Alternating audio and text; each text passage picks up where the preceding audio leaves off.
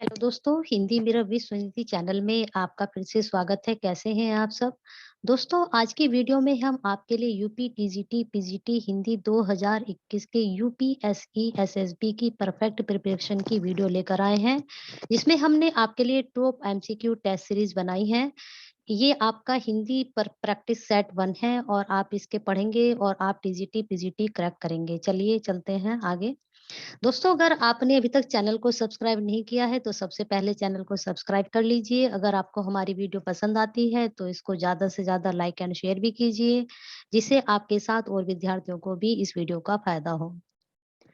चलिए पहला प्रश्न देखते हैं। साहित्य का इतिहास जनता की चित्तवृत्ति का इतिहास है। यह कथन किसका है? रामचंद्र शुक्ल, हजारी प्रसाद द्विवेदी, गणपति चंद्र गुप्त या फिर आचार्य विश्वनाथ। साहित्य का इतिहास जनता की चित्तवृत्ति का इतिहास, यह कथन रामचंद्र शुक्ल जी का है। चलिए अगले प्रश्न पे चलते हैं। हिंदी साहित्य की भूमिका के लेखक कौन है? डॉक्टर नगेंद्र, हजारी प्रसाद द्विवेदी, राहुल साकरतयायन या फिर विश्वनाथ प्रसाद मिश्र। तो हिंदी साहित्य की भूमिका के लेखक जो हैं वह हजारी प्रसाद द्विवेदी जी हैं। चलिए अगले प्रश्न पे चलते हैं। हिंदी साहित्य के सर्वप्रथम इतिहास ग्रंथ का रचना काल क्या है? 1893, 1839, 1750 या फिर 1929। तो जो हिंदी साहित्य का सर्वप्रथम इतिहास ग्रंथ जो लिखा गया वह 1839 में लिखा गया। चलिए अगले प्रश्न पे चलते हैं। कविता कौमुदी की रचयिता कौन है? कविता कौमुदी के जो रचनाकार हैं वह कौन है? श्याम सुंदर दास जी, सूर्यकांत शास्त्री, रामनरेश त्रिपाठी या फिर रसखान। तो जो कविता कौमुदी लिखी हुई है वह रामनरेश त्रिपाठी द्वारा जी लिखी गई है। चलिए अगले प्रश्न पे चलते हैं। पंडित बालकृष्ण भट्ट किस पत्र के संपादक थे? ब्राह्मण, हिंदी प्रदीप, मर्यादा या फिर सुधा। तो पंडित बालकृष्ण भट्ट जो थे वह हिंदी प्रदीप के संपादक थे। चलिए अगले प्रश्न पे चलते हैं। उद्दंत मार्तंड का प्रकाशन कहाँ से होता था? काशी, दिल्ली, कलकत्ता या फिर आगरा। जो उद्दंत मार्तंड का प्रकाशन होता था वह कलकत्ता से होता था। अगला प्रश्न है। ब्राह्मण पत्र के संपादक कौन थे? पंडित प्रताप नारायण मिश्र, गणेश शंकर विद्यार्थी, महावीर प्रसाद द्विवेदी या फिर बालकृष्ण भट्ट।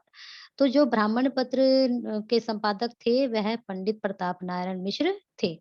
चलिए अगले प्रश्न पे चलते हैं। गणेश शंकर विद्यार्थी कानपुर में कौन सा पत्र निकालते थे? ब्राह्मण, हिंदी प्रदीप, प्रताप या फिर माधुरी। तो जो गणेश शंकर विद्यार्थी थे वह कानपुर से प्रताप पत्र को निकालते थे। चलिए अगले प्रश्न पे चलते हैं। दोस्तों, अगर वीडियो पसंद आ रही है तो ज्यादा से ज्यादा लाइक एंड शेयर कीजिए, जिससे आपके साथ और भी विद्यार्थियों को इसका फायदा हो और उनका भी पीजीटी टीजीटी में टॉप एमसीक्यू का उन्हें भी फायदा हो। हिंदी का धार्मिक मासिक पत्र कौन सा है? वर्तमान साहित्य, कल्याण, सरस्वती या फिर विश्वामित्र। हिंदी का जो धार्मिक मासिक पत्र है वह कल्याण है। शालिभद्र सूरी किस रचना के रचनाकार हैं? भरतेश्वर बाहुबलीराज, श्रवकाचार या पृथ्वीराज रासो या फिर पाहुड़ दोवा। जो शालिभद्र सूरी जी हैं वह भरतेश्वर बाहुबलीराज के रचनाकार हैं। फिर अगला प्रश्न है। कल्याण का प्रकाशन किस नगर से होता है? बनारस, इलाहाबाद, लखनऊ या फिर गोरखपुर। तो जो कल्याण का प्रकाशन होता है वह गोरखपुर से होता है। चलिए अगले प्रश्न पे चलते हैं। विशाल भारत में किस रचनाकार के साहित्य को घासलेटी साहित्य कहा जाता था? सूर्यकांत त्रिपाठी निराला, बनारसी दास चतुर्वेदी, उपेंद्र नाथ अश्क या फिर पांडे बेचन शर्मा उग्र। तो जो विशाल भारत में जिनका साहित्य को घासलेटी साहित्य कहा जाता था वह पांडे बेचन शर्मा उग्र जी हैं। अगला प्रश्न है। शुक्ल जी ने कालों का नामकरण किस आधार पर किया? जो हमारा साहित्य वह कालों में विभक्त है तो वह शुक्ल जी ने किस आधार पर किया है? परंपरा के आधार पर, प्रवृत्ति की प्रधानता के आधार पर या फिर प्रमुख ग्रंथों के आधार पर या फिर इनमें से कोई भी नहीं।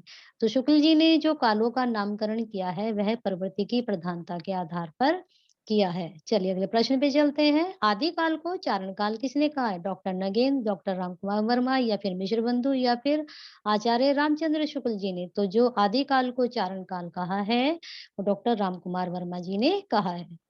चलिए अगले प्रश्न पे चलते हैं। हिंदी का पहला ग्रंथ कौन सा है? भरतेश्वर बाहुबलीराज, शार्वाकाचार, पृथ्वीराज रासो या फिर पाहुड़ दोहा। तो हिंदी का जो पहला ग्रंथ है वह शार्वाकाचार है।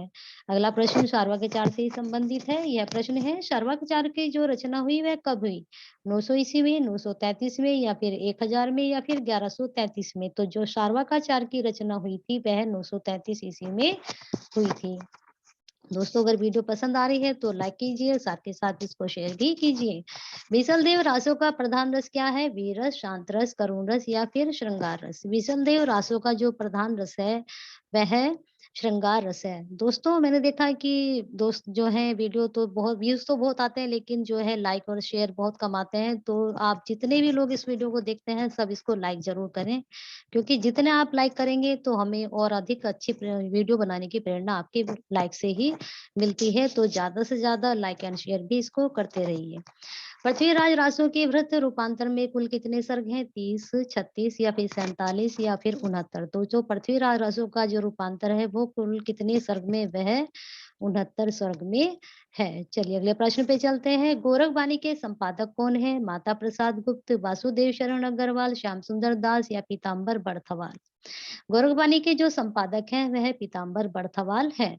नारी निंदा किस संप्रदाय में मिलती है? नाथ पंथ में, जैन संप्रदाय में, सिद्ध संप्रदाय में या फिर किसी में नहीं? तो जो नारी निंदा मिलती है वह नाथ पंथ संप्रदाय में मिलती है। तो दोस्तों आज हमने ये आपके 20 क्वेश्चंस की सीरीज बनाई है। ज्यादा क्वेश्चन मैंने इसलिए नहीं लिए क्योंकि फिर वीडियो बहुत लेंथी हो जाती है। मैं आपकी जो वीडियो डालूंगी वह 20 या 25 क्वेश्चंस की ही डालूंगी और ये सारे ही सिलेक्टेड क्वेश्चंस होंगे आपके लिए।